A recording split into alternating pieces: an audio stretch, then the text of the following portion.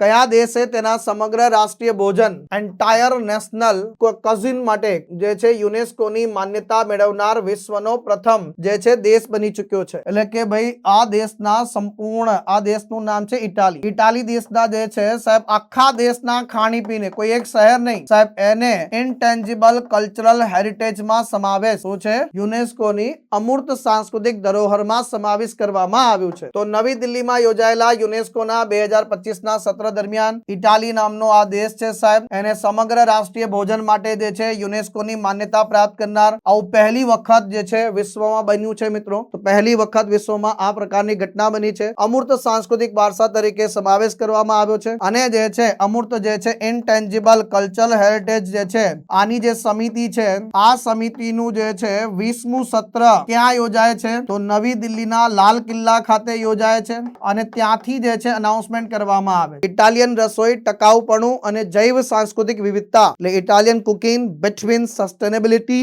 And bioculture ડાયવર્સિટીના સંદર્ભમાં સન્માનિત કરવામાં આવે છે।